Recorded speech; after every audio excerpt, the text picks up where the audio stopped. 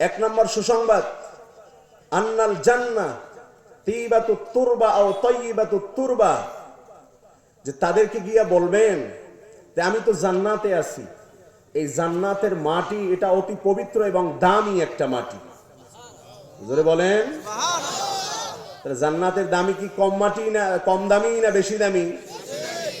এক নম্বর সুসংবাদ দিছে। দুই নম্বরে তাদেরকে বলবেন আকবাতুল মা, এই জান্নাতের পানি এটা খুব সুস্বাদু এবং দামি একটা পানি। কেমন পানি? বলে দুনিয়ার পানির সাথে কোনো তুলনা হবে না। দুনিয়ার পানি যদি বান্দা একবার খায় 1 ঘন্টার জন্য তৃষ্ণা নিবারণ হয়, কিন্তু আখিরাতের পানি, জান্নাতের পানি যদি আল্লাহ এক পেয়ালা কোনো বান্দাকে পান করায়, জীবনে আর তার পানি তৃষ্ণা লাগবে না। জান্নাতের পানি খাইতে হইলে কোথায় যাইতে হবে? জোরে বলেন। 3 নম্বর সুসংবাদ, ওয়া আন্নাহা কিআন, তাদেরকে গিয়া বলবেন জান্নাতের মাটি এটা খুব উর্বর মাটি। বলেন সুবহানাল্লাহ, বলেন ওয়া আন্নাহা কিআন, জান্নাতের মাটি খুব উর্বর। কেমন উর্বর জানেন? আমরা বর্তমানে এখন যে জমিনে আছি, এই জমিনের হলো এখন বৃদ্ধকাল, বয়োজ্যেষ্ঠকাল, মুমূর্ষকাল। একটা মানুষ যে সময় বয়োজ্যেষ্ঠ হয়ে যায়, দাড়ি পেকে যায়, হাঁটুর ভিতরে জোর থাকে না, জাকারিয়া আলাইহিস সালাতু ওয়াস সালাম বলছে না যে আল্লাহ ইজনাদা রাব্বাহু নিদাআন খাফিয়া ক্বালা রাব্বি ইন্নী ওয়াহানাল আযমু মিন্নী ওয়াশতাআলা আর-রা'সু শাইবা, ও আমার রব, বয়োজ্যেষ্ঠতার কারণে হাঁটুর ভিতরে ক্যালসিয়াম নাই, বসলে উঠতে পারি না, উঠলে বসতে পারি না, মাথার চুলগুলি পেকে সাদা হয়ে গেছে, ধবধবা। এইরকম কোন মুরব্বীকে যদি জিজ্ঞাসা করা হয় বাবা আপনি কেমন আছেন, তাহলে বলে বাবা আমি ঔষধের উপরে বাইসে আছি। মানে ঔষধ খাইলে ভালো থাকি, ঔষধ না খাইলে আর ভালো থাকি না। জোরে বলেন ঠিক না ঠিক?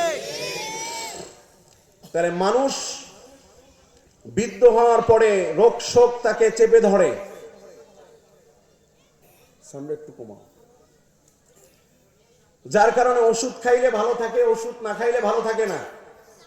তাহলে আমাদের এই জমিনের এখন বৃদ্ধকাল, রোগ শোক তাকে চেপে ধরেছে। সার ঔষধ দিলে আপনাকে ফসল দিবে, আর সার ঔষধ না দিলে আপনাকে ফসল দিবে না। জোরে বলেন। এখানে কি কৃষকের পরিমাণ কম নাকি? তাহলে বয়ান বুঝলে তো বেশি জোরে বলা উচিত ছিল। সবাই তো প্রায় কৃষক, কৃষি মাতৃক এলাকা এটা, আমি তো ভালোভাবে জানি। সার ঔষধ দিলে ফসল হয়, সার ঔষধ না দিলে ফসল হয় না। আর আদম আলাইহিস সালাতু ওয়াস সালামের জামানায় কেমন ছিল জমিন? জমিনের জোয়ান কাল, শিশুকাল, বাল্যকাল, এগুলি তো জিনরা আবাদ করছে। আদমকে আল্লাহ দুনিয়ায় পাঠাইছে জমিনের জোয়ান কালে। বলে আদম আলাইহিস সালাতু ওয়াস সালাম আপেল গাছ লাগাইছে, আপেল গাছ লাগানোর পরে বালু কাদা মাটি ধোয়ার জন্য মস্কো থেকে পানি বের করে হাত ধুইছেন, ধুয়ে ফল গাছের কাছে গিয়ে দেখে ফল ধইরা পেকেও গেছে। এমন ছিল জোয়ান কালের তেজ জমিনের। আমরা তো আসছি বুড়া কালে, সারা ঔষধ দিলে চলে নাইলে চলে না। তাহলে জান্নাতের মাটি তো এমন নয়। ওয়া আন্নাহা কিআন, জান্নাতের মাটি হলো উর্বর। জোরে বলেন, জোরে বলেন। ইব্রাহিম আলাইহিস সালাতু ওয়াস সালাম বলেন ওয়া আন্নাহা কিআন ওয়া আন্না গিরাসাহা সুবহানাল্লাহ আলহামদুলিল্লাহ আল্লাহু আকবার।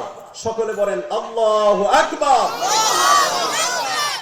ইব্রাহিম আলাইহিস সালাতু ওয়াস সালাম বলেন ওয়া আন্না গিরাসাহা সুবহানাল্লাহ আলহামদুলিল্লাহ আল্লাহু আকবার। আমার সন্তান আপনার উম্মতদেরকে সুসংবাদ দান করবেন, এই জান্নাতের উর্বর মাটির ভিতরে যে চারাগুলি লাগাবে, এই চারাগুলি 1 নম্বর চারা হলো সুবহানাল্লাহ, 2 নম্বর চারা হলো আলহামদুলিল্লাহ, 3 নম্বর চারা হলো আল্লাহু আকবার।